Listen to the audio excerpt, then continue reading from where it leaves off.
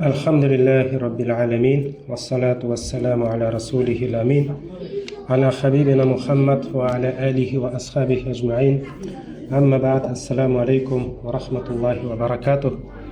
Құрметті мұсылман қауым, ағалар, бауырлар, Алла Тағала ниеттеріңізді қабыл етсін, оразаларыңызды, құлшылықтарыңызды, дұға тілектеріңізді қабылдыққа жазғай, мешітке басып келген қадамдарыңыз сауаптан болсын. Бүгінгі түн Алла нәсіп етсе, көпшілік ғалымдардың пікірінше қадір түнінің болуы мүмкін. Алла Тағала соны бізге нәсіп қылғай. Қадір түнінде дұғалар қабыл болады дейді, құлшылықтар қабыл болады. Соның бәрін Алла Тағала баршамызға нәсіп етсін. Бүгін қадір түні екен білген адам ол түнін босқа өткізбеуге тырысады. Намазын оқиды, дұғасын тілейді, зікірін айтады. Жалпы жақсылық атаулыны жасауға тырысады. Осы түнді ғана емес, мұсылман адам әр күнін жақсылыққа толтыруға тырысады. Яғни жақсы істер атқаруға тырысады. Яғни былайша айтқанда ихсан қылуға тырысады. Ихсан дегеніміз не? Омар радиаллаху анху біздерге риуаят етеді. Бір күні біз пайғамбарымызбен саллаллаху алейхи ва саллям отырған кезде бір ақ киімді, үстінде сапар белгісі көрінбейтін, шашы бәрі қап-қара, сондай бір адам кіріп келіп, пайғамбарымыздың қасына отырып, ислам деген не деп сұрады дейді. Пайғамбарымыз саллаллаху алейхи ва саллям 5 парызды айтып береді. Бұл хадисті барыңыз естідіңіздер, әрқайсысына тоқтап отырмай-ақ қойын. Иман деген не деп сұрады. Иман деген осы деп жауап берді. Аллаға иман, періштеге иман деген сияқты. Пайғамбарымыз саллаллаху алейхи ва саллям жауап беріп отырған уақытта әлгі келген адам дұрыс деп айтып отырды дейді. Омар айтады, біз таң қалып отырмыз дейді. Өзі сұрақ қойып, өзі жақсы деп, дұрыс деп мақұлдап отыр дейді. Соңында ихсан деген сұрақ қойды. Соңында дегенде исламды сұрайды, иманды сұрайды, содан кейін ихсан деген не деп сұрайды. Пайғамбарымыз саллаллаху алейхи ва саллям антабудаллаха кааннака тараху ва ин лам такун тараху фа иннаху ярак дейді. Ихсан дегеніміз Алла Тағалаға көріп тұрғандай құлшылық ету дейді. Егер олай жасай алмасаң, ол сені көріп тұрғанын сезініп білу дейді. Міне осы жерде пайғамбарымыз саллаллаху алейхи ва саллям құлшылық қылу деп жалпы айтты. Намаз оқуды ғана айтып тұрған. Көбісі сол намаз оқуды ғана түсінеді. Бірақ бұл жерде ихсанның ішіне ол кез келген амал деді. Антабудаллаха. Құлшылық етуің дейді. Кез келген амал осы ихсанға кіреді. Яғни бұл ихсан деген сөзге пайғамбарымыздың саллаллаху алейхи ва саллям өзі айтқан анықтамасы. Ихсан қылуды Алла Тағала біздерге Құран кәрімде астағфирулла инналлаха яъмуру бил адли вал ихсани ва итаи зил қурба дейді. Ақиқатында Алла Тағала әділдікті, ихсан қылуды бұйырады дейді. Бұл жерде осы сөздерге кішкене тоқталып кетейік. Ғалымдар біздерге былай дейді. Садақа ол артылғаннан беріледі, солай ма? Артылған дүниең болса бересің. Әділдік дегеніміз тиістісін бересің. Яғни біреуге не тиесілі соны бересің. Ал ихсан дегеніміз не дейді? Артылғаныңды бересің дейді. Артығымен бересің. Артылған емес, артығымен бересің. Яғни ол жерде өзің ұтылуың мүмкін. Бірақ басқа біреуді артық көріп, сөйтіп оған арттырып берсең, міне соны ихсан деп айтады. Басқа аятта Исра сүресінің 23 аятында Алла Тағала былай дейді. Ва қада раббука алла таъбуду илля ияху ва бил валидайни ихсана дейді.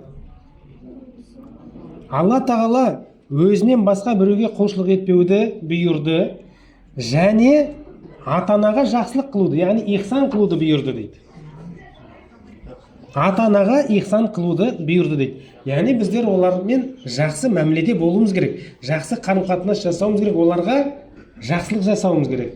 Қиянат, жамандық жасауға мүлдем болмайды. Алла тағала ең аз туф деп те айтқызбаған Құранда. Туф деп те айтуға тыйым салған. Ұрыспақ түгіл, ұрмақ түгіл, Алла сақтасын, туф деп те айтпа деген ата анаға. Сөйтіп біздерге бұйырады. Оларға тіпті олар дүниеден өтіп кетсе де құрмет көрсетуіміз қажет. Олардың атынан дұға тілеп, олардың атынан жақсылықтар жасап, солайша біз оларға өзіміздің тарапымыздан жақсылық жасауымыз керек. Дүниеден өтіп кетсе де, ол тіршілікпен ғана шектелмейді ата анаға деген құрмет. Бір күні Абдулла ибн Омар радиаллаху анху баласы радиаллаху анху көшеде Әл-Харамның қасында келе жатып, бір адамды кезігеді. Сөйтіп пайғамбарымыз саллаллаху алейхи вассалам өзі сыйлаған сәлдені алады да әлгі кісінің басына кигізіп жібереді. Әлгі адамның басына кигізіп жібереді.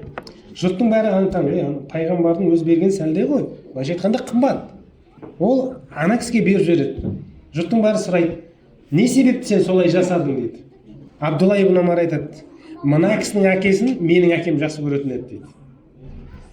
Мына кісінің әкесін менің әкем жақсы көретін еді дейді. Неге ол солай жасады? Өйткені ол жаңағы дүниеден өткен әкесінің атынан деген сияқты жақсылық жасау жалғаса беретінін көрсетті. Және пайғамбарымыздың саллаллаху алейхи ва саллям хадисі бар, сыл уидда әбик деген. Әкеңнің жақсы көргендермен жақсы қарым-қатынаста бол деген.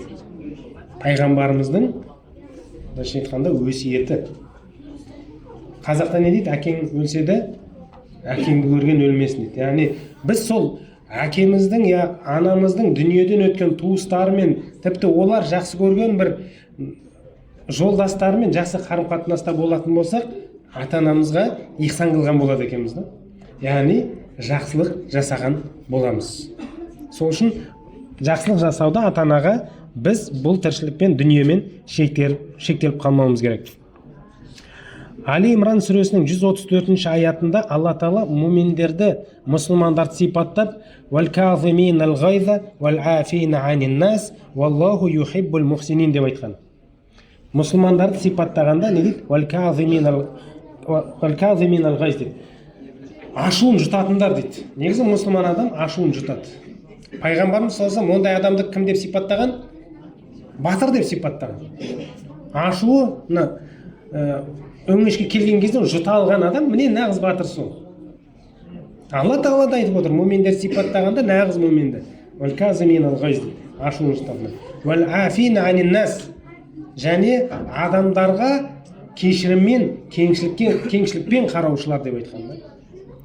Артынша «Валлаху юхиббул мухсинин» дейді. Алла Тағала ихсан қылушыларды, мухсининдерді жақсы көреді дейді. Демек, ашуын жұтатындар және адамдарға жақсылық, кеңшілік қылатындар олар кімдер? Мухсининдер болып тұр. Ондай адамдарды Алла Тағала жақсы көреді. Бір осындай патшалардың бірі жуынып жатады. Құлы су құйып жатыр үстіне. Байқамай ана құманды басына түсіріп алады. Әлгі патша басын көтеріп ашуланайын деп тұрған кезде әлгі құлы «Вәл-кәзимин әл-ғайз» деп Алла Тағала осы аятын оқиды. Әлгі патша сабырлық танытады, жұтады ашуын. Әрмен қарай жөнеліп тағы түсіріп алады ғой. Тағы да ашуланайын деп басын көтерген кезде «Вәл-афин анин нас» дейді. Құл бар ғой жаңа. Адамдарға кеңшілікпен, кешіріммен қараушылар дейді. Әлгі патшасы тағы да басылады. Үшінші рет түсіріп алады ғой басын. Сөйтіп ашуланып бүйтіп қарай берген кезде жаңағы құл аяттың ең соңын оқиды. Не дейді? «Валлаху юхиббул мухсинин» дейді. Алла Тағала мухсининдерді жақсы көреді деп айтқан кезде әлгі не дейді? Бара бер сен бұзсың дейді. Құлдықтан босатып жібереді ғой. Міне қараңыз. Мухсинин деген осындай болады. Ашуын жұтады және адамдарға кеңшілікпен қарайды. Бұдан не пайда? Біздер ихсан қылғанымыздан не пайда? Алла Тағала Құран кәрімде «Хал жазаул ихсани илля ихсан» дейді. Ихсаннан басқа қандай жаза сыйлығы бар дейді. Алла Тағала біз ихсан қылатын болсақ, біздерге не істейді? Ихсанмен, яғни жақсылықпен қайтарады. Нахл сүресінің 128 аятында Алла тағала инналлаха юхиббул мухсинин дейді. Ақиқатында Алла тағала мухсининдерді, яғни жақсылық қылушыларды жақсы көреді дейді. Яғни біздер жақсылық қылатын болсақ, Алла тағала біздердің күнәларымызды кешіреді екен. Лайым солай болғай, Алла тағала біздерді мухсининдерден етсін және өзі жақсы көрген құлдарынан, пенделерінен еткей. Алла тағала ниеттеріңізді, құлшылықтарыңызды, тұтқан оразаларыңызды, дұға тілектеріңізді қабыл етсін. Субханакаллахумма бихамдик, нашһаду ан ла илаха илля ант, настағфирука ва натубу илейк.